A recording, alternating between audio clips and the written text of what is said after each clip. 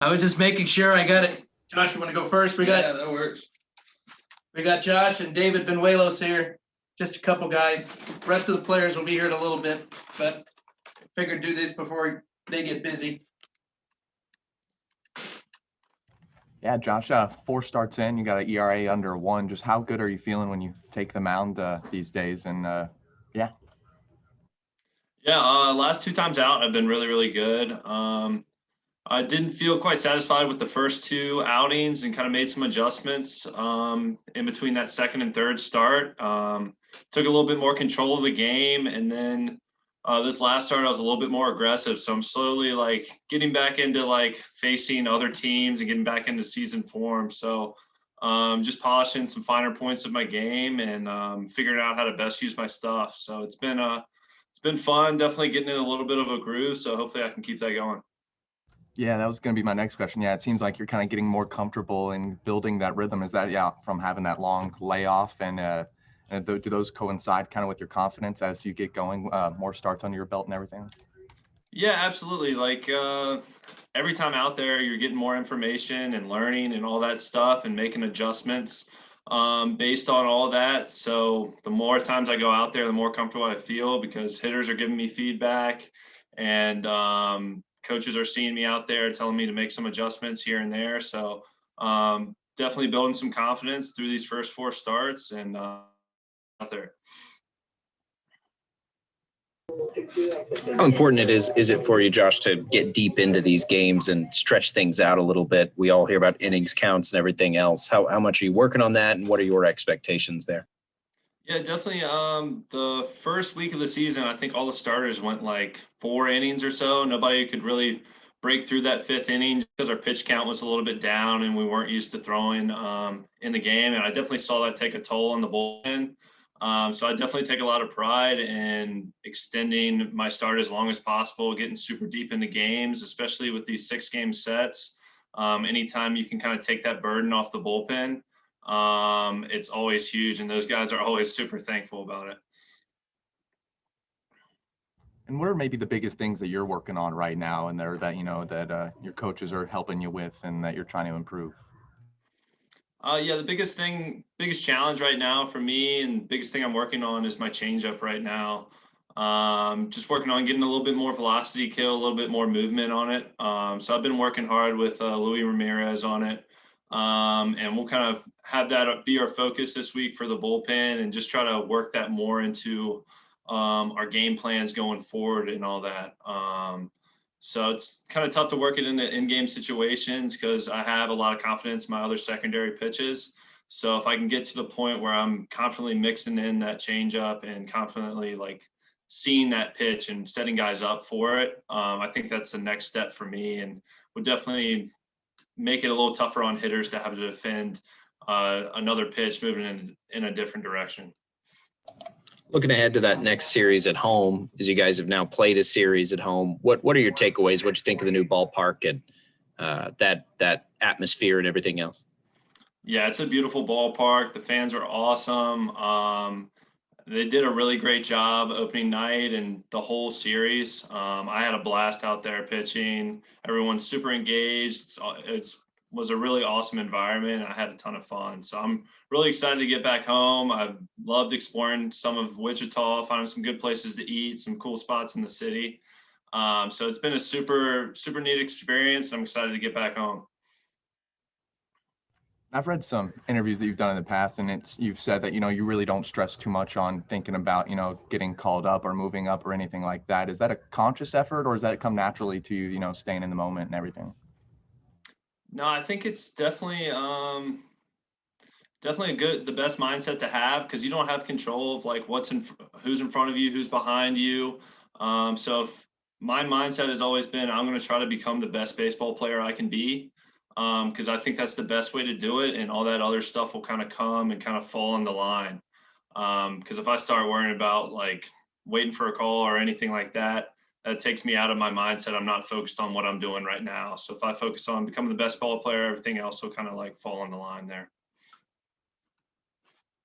Is that maybe the best and worst part about being a pitcher, is that there's always room for improvement and becoming the best? It's a kind of a sliding scale, it seems. No, definitely. But I think it kind of suits my mindset and suits how I kind of approach the game and kind of what I'm good at. I'm definitely a perfectionist, so I'm always looking for ways to improve, and there always is ways to improve. And that's kind of the beauty of baseball and the beauty of pitching. Josh, people talk a lot or have written a lot about your increased velocity last year. So what were you able to do last year after you left to head back home? And, what were some of the things that worked on to help you, or you worked on to help you get that additional velocity? Yeah, I think ever since high school, I've kind of added like a mile or two an hour per year. So I think I was kind of due for a little bit of a jump in 2020. I think I was throwing a tick harder in spring training and stuff like that. So I think it just kind of compounded having that extra year of growth and being able to really use the time off as like an opportunity to experiment with some stuff and really focus on getting in the weight room without that fear of messing up your performance and having that feedback not be as good. So it kind of allowed you to get in the lab and kind of experiment a little bit. So I spent a lot of room kind of focused on how my body was moving, not necessarily like trying to be world class like power lifter or anything like that, but just trying to get my body to move in the right ways and access a little bit more of my strength in my pitching motion. So I think that was kind of the main factor of that big velo jump. You kind of gained a name, so to speak, in the organization with the Instructs performance. How much did it mean to you to get the invitation to big league training, and what did you hope to gain from that opportunity? Yeah, that was awesome. I kind of got a late call. I think I had like 5 or 6 days to pack and get ready to go down there. So I was kind of shifting my mindset like, okay, I'm just going to go to minor league camp, and then ended up getting a call. So that was really awesome to be included in that. And it was really cool to be down there and see how those guys kind of approach the game. It's a little bit more of a mature mindset, and like you're going to work and you're really committed and dedicated and all of that stuff. So that definitely rubbed off on me and kind of made me kind of recommit to like what I was doing and really believe in what like my routine and everything like that, because everyone's kind of doing their own thing and really like locked in on what their body needs and everything like that. So that definitely made an impression on me, and it's definitely kind of carried with me throughout this month and a half since I've been out of that. So it was a really neat experience, and it was awesome that I was included in it. Hey, Josh, I want to build off. Sorry, Seth, if you don't mind. I was going to build off that velocity question just a little bit. What have you noticed now that you're getting into a groove with that pumped up fastball, how it's impacting your secondary pitches? Already being able to throw strikes with those pitches. What have you noticed thus far?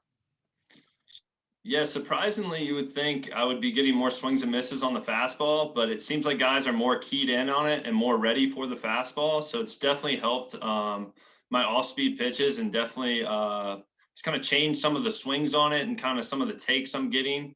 But I think last time out, I was really aggressive with the fastball because I'm still kind of learning how to use it and everything. And I really focused on filling up that zone early, and it got me in some really good counts, and I was able to take advantage of it. So going forward, I'm going to try to be as aggressive as I can in the zone with the fastball and really trust it and trust that it's going to play and not have that like fear of it getting hit and all that stuff.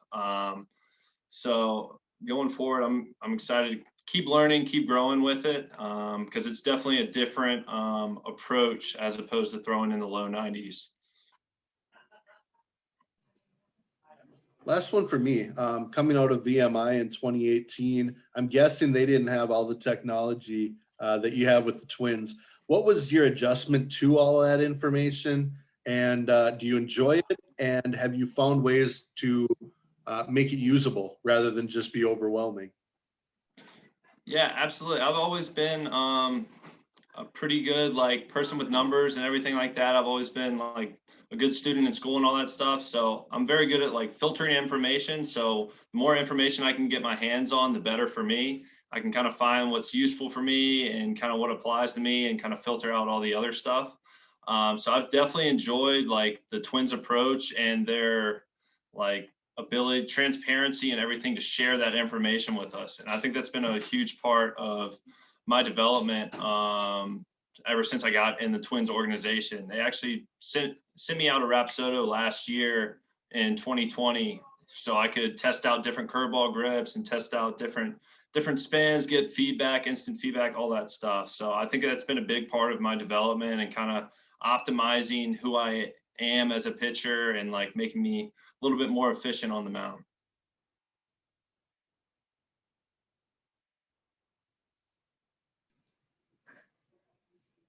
I think we might be good. Thanks. That's all I got. Appreciate the time, Josh. Thank you. Yeah, no problem. Thanks, guys. Cool, thanks, Josh. We got David here too, if you guys have a couple questions for him. Hey, no, thank you. Do you know where you're going? Hey, what's David, up, all man? those questions we just asked Josh, now what are your answers? No. How you guys doing? Good. How are you doing, man? Good, good. Doing well.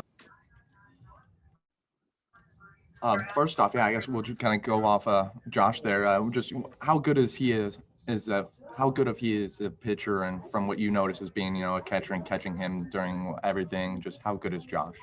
He's made some big strides for sure over the last couple of years, because I caught him times in 2019 when we were in low A together, and then just from then and now it's a difference, and he's made some huge strides, which is going to help him and the club, and along his career is going to help him a lot. And his pitches have developed into elite pitches now, I would say, because they were really good in 2019, and now he's up with more elite guys with the type of pitches that he has.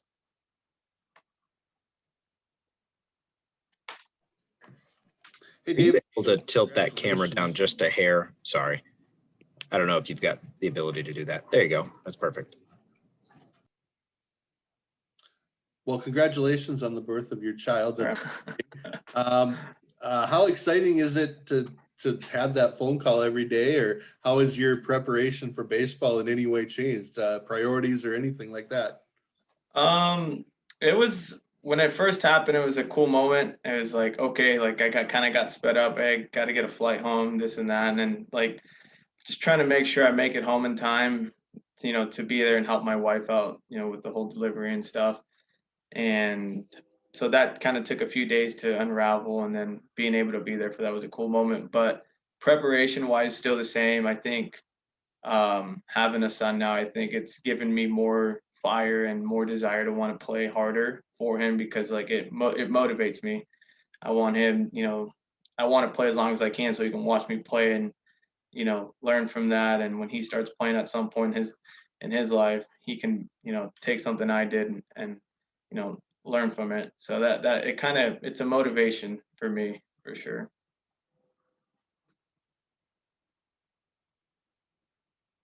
And for you, you were already familiar with Wichita a little bit, right?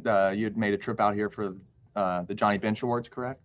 Yeah, I did. In 2017, I came out for a couple days for the Johnny Bench Award.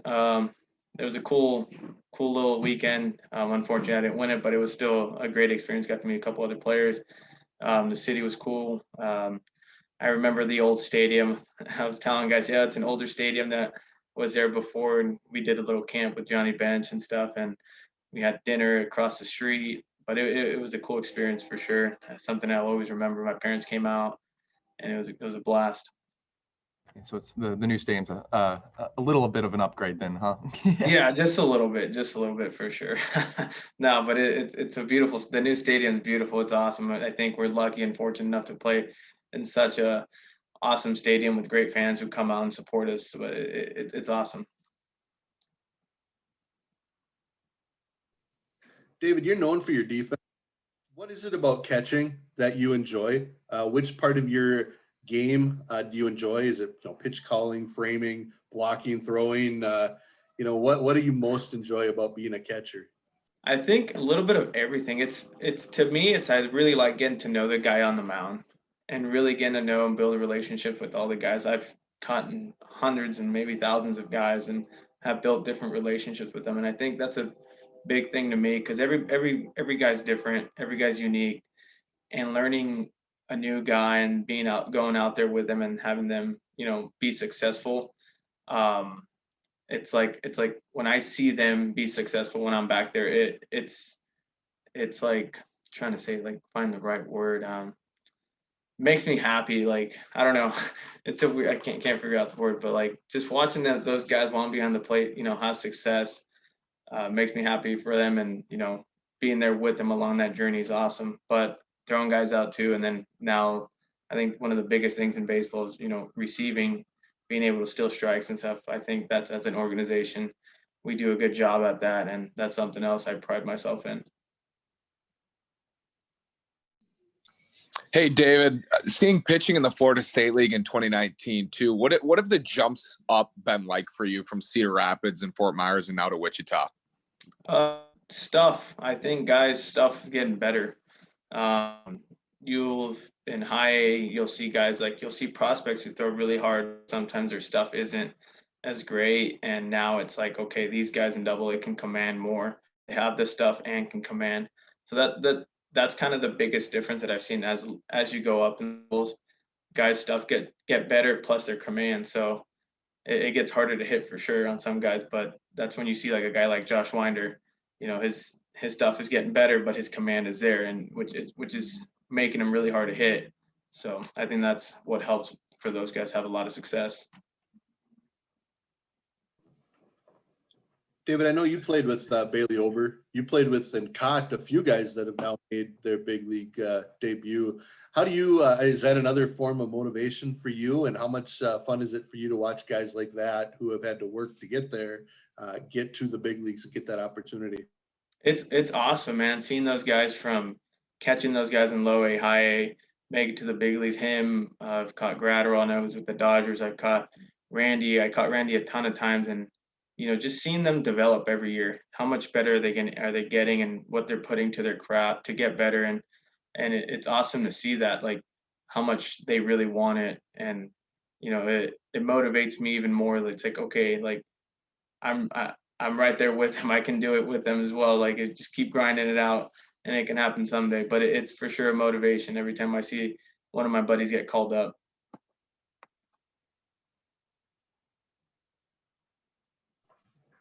Last one for me, David. You told me earlier in the year that getting the opportunity to kind of talk hitting with Josh Donaldson, maybe Nelson Cruz at your first big league spring training was pretty cool. I would imagine rounding the bases for a major league spring training home run had to be pretty fun. Just talk a little bit about your advancement as a hitter, and again, some of the stuff you learned from those guys this spring. I just learned how, I picked everybody's brain, not just those two, but just learning guys, what they think in the box, how they go about their routine, and what kind of things they work on when they're hitting, because every hitter takes pieces from a bunch of different guys to build their own foundation. And that was kind of my goal going into camp was, okay, I'm going to ask every single guy, hey, what do you do? Or just watching them, just seeing how they go about their day and kind of picking out what I like about what they do, what can I implement in my routine. So that was kind of the big thing that I took away from camp, just on the offensive side, for sure. Was that specific at all to like Ryan Jeffers and Mitch Garver too, like working with them closely just as like right-handed catchers? Yeah, for sure. I was there also to catch, and watching the way they go about their routine as well. I played with Jeffers for a year as well, a year and a half, and his routine is pretty much the same as well with what he goes as his prep work and as his, pregame work. It's pretty much the same, and he goes through all his game calling stuff. We all do pretty much the same thing, but it's cool to see, guys at the highest level, how they go about it as well. Game is still the same, but some guys' preps are a little bit different. One guy likes to do this, one guy likes to do that. So it's kind of cool to see everybody's preparation for a game.